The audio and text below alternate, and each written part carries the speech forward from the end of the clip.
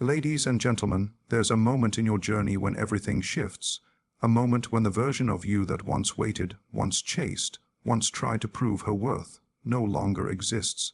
And that moment doesn't come when he finally texts back, or when he decides to care. It comes when you stop needing him to. Tonight, I want to talk about what happens when you rise, when you let go of waiting for someone to finally choose you, and instead choose yourself, because by the time he starts to fall for you, really fall for you, you've already grown into someone who no longer needs him to, and that is where your real power begins. There's a moment in every dynamic when words stop working, when conversations turn into circles, when clarity dissolves into confusion, and when every message you send feels like it's chasing something that keeps slipping further away. That's when silence becomes your most powerful tool, not out of manipulation, but out of maturity. Your silence speaks in ways your words never could. It's not cold, it's not cruel, it's conscious. It's a decision to step back, to remove your energy from a space where it is no longer being honored. And in that space you leave behind, something begins to stir, not just in them, but in you too. When you go silent, you give them something they haven't had in a while, room to think. As long as you're filling the space with effort, reminders, questions, or concern, they never have to confront what life feels like without you. They get to enjoy your presence without doing the work to earn it. But when you go quiet, when you remove your energy and attention, you create an emotional vacuum, and that vacuum makes them feel the loss of something they may have thought was guaranteed.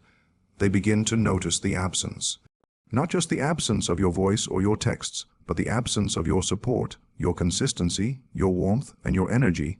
Silence allows them to sit with the consequences of their inaction. It confronts them with the reality that someone who used to show up no longer does, and when that happens, they start to wonder. They start to replay the moments they dismissed, the conversations they avoided, the little things you did that they never acknowledged. Your silence becomes a mirror, a reflection of their behavior. It shows them everything you no longer need to say. It's the emotional equivalent of drawing a line in the sand and saying, I'm no longer participating in a connection that doesn't feel mutual. But silence doesn't just affect them. It reshapes you. It gives you the mental and emotional space to see things clearly, to separate your identity from how someone else treats you. You begin to rediscover parts of yourself that got lost in trying to win their attention. You remember that peace is not found in their response. It's found in your ability to walk away from what's not serving you. Silence isn't just withdrawal, it's a reset. It's where your clarity comes back, your boundaries take shape, and your standards strengthen. And that transformation is magnetic, because nothing makes someone take notice more than realizing that the person who once always reached out no longer does, that the woman who once made excuses for them now makes none, that the version of you that tolerated half-hearted effort has disappeared, replaced by someone who respects herself too much to keep trying. What they do in that silence is up to them. Some will step up. Some will stay silent themselves. Some will try to return only when they feel you slipping away completely. But your silence is not about them. It's about you. It's about knowing when your words are no longer being heard, and instead of shouting louder, you simply choose to stop speaking. That quiet confidence is louder than any argument you could make, because when you go silent, you're not saying you don't care. You're saying, I care about myself more. And in that space, they're forced to decide if they'll rise to meet you or stay where they are. And either way, you win, because you've already chosen yourself. Your silence is the pause that makes them listen, the gap that forces them to feel, the distance that invites them to realize. And sometimes, it's only when your voice is missing that its value is finally understood. There is something deeply irresistible about a person who doesn't need you, but still chooses to be with you. That kind of presence carries weight. It's not loud or attention-seeking. It's subtle, calm, and powerful. Independence isn't about shutting people out. It's about not losing yourself while letting someone in. And that energy, that sense of self-contained confidence, is what pulls people in more than anything else. When someone sees that you are whole on your own, they instantly understand that being part of your life is not a necessity.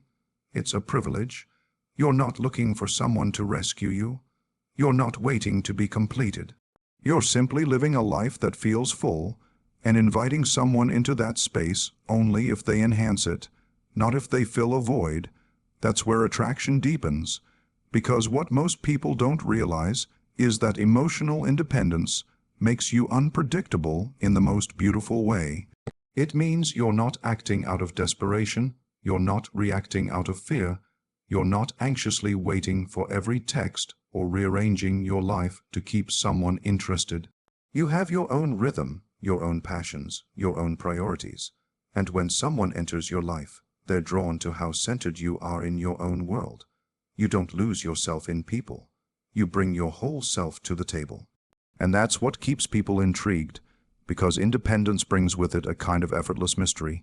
You're not rushing to overshare or to please. You're not performing to be liked. You're simply showing up as you are, knowing that what you offer is already enough. That's not arrogance. It's grounded confidence. Independence shows up in small, quiet moments. It's in the way you maintain your plans instead of canceling them the second someone becomes available. It's in the way you listen without needing constant reassurance. It's in how you enjoy your own company rather than constantly seeking someone else's. It's in how you hold your boundaries without apology, and that kind of strength, emotional, mental, even spiritual, is incredibly attractive. Because most people are searching for peace, for steadiness, for something real. And when you become someone who generates that within yourself, you offer the one thing everyone craves but rarely finds: emotional safety. Not the kind that comes from control, but the kind that comes from knowing who you are and not wavering just to keep someone around. You also stop chasing. When you're independent, you don't need someone to validate your worth. You're not operating from scarcity. You're not afraid of being alone because you've already found contentment within. That's when you become most desirable, not because you're playing hard to get, but because your life is too meaningful to center around someone who hasn't shown they deserve a front row seat. People sense when your attention is earned. They notice that they can't just drift in and out of your life without consequence.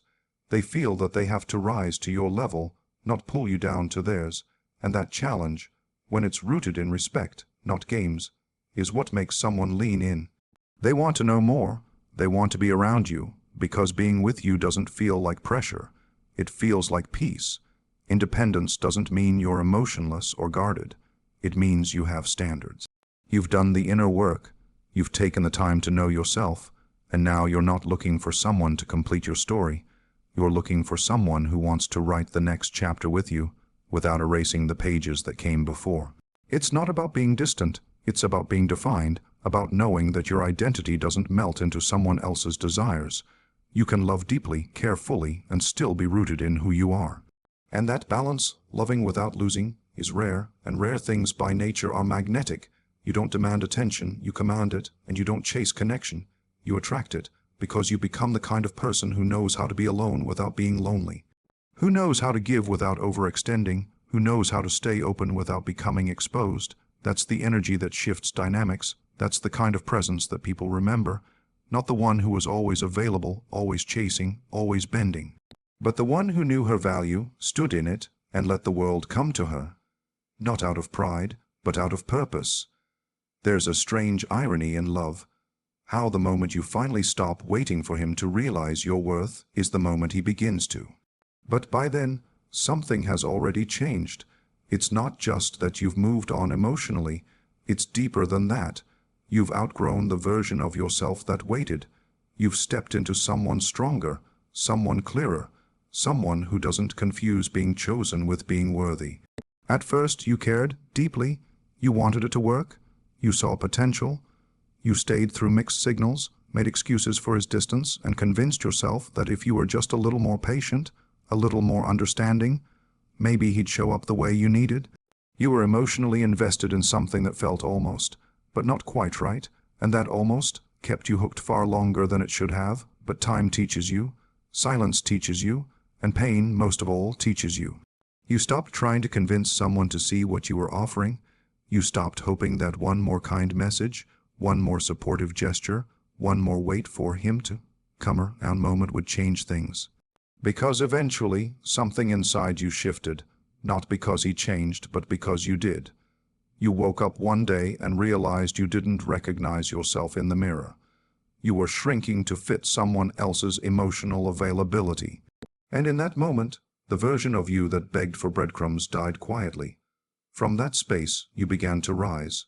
You didn't rise in anger. You didn't rise to prove a point. You rose because staying down no longer matched the person you were becoming. You started investing energy in yourself again. You poured into your friendships, your work, your passions. You rebuilt your self-worth from the inside out. You stopped wondering what he was thinking and started asking yourself what you truly needed. Not what you needed from him, but what you needed from yourself. And then it happens. The text comes in, the call, the slow reappearance. Maybe it's casual, maybe it's loaded with emotion, but it's always marked by timing, the kind that stings just a little. Because it arrives too late. By the time he starts falling for you, when he finally sees the value of the person who was always there, who showed up with open hands and a full heart, you've already risen to a place where that version of him no longer fits. You've seen too much, you've felt too unseen, and now you know what it's like to be whole without someone's half-hearted presence. He falls, not for the woman you were when you were trying to win him over. He falls for the version of you that let go, that glows without his attention, that smiles without seeking his approval, and that's the version of you who no longer looks back. What he doesn't realize is that your silence wasn't a pause. It was a pivot. While he took his time figuring it out, you figured yourself out. You learned that love is not about being available to the wrong people at the right moments. It's about being aligned with yourself, with your values, and with someone who doesn't take your presence for granted. And now, if he wants back in, he's not returning to the same story. The plot has evolved. The character arc has changed. You're not standing still, hoping he sees your worth. You're walking forward, trusting that the right person already will. He may finally be ready. He may finally feel what you wished he felt back then. But the irony is that it took your absence for him to feel your presence, and it took your growth for him to see what he couldn't when you were trying. But now, you don't try. You choose.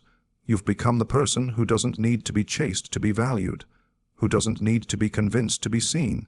You've risen past the point of needing someone who only showed up once you left. By the time he falls, you're not angry, you're not bitter, you just know better, and sometimes that's the most powerful place to be. The goal was never to make him fall. The goal was to rise so completely that whether he does or doesn't, no longer defines you, because the woman who once waited is no longer waiting. She's walking, she's healing, she's building a life so full that only someone truly ready can walk beside her. So if he falls, let him. But don't lower yourself to catch him. You've already risen. Now stay there. Thank you.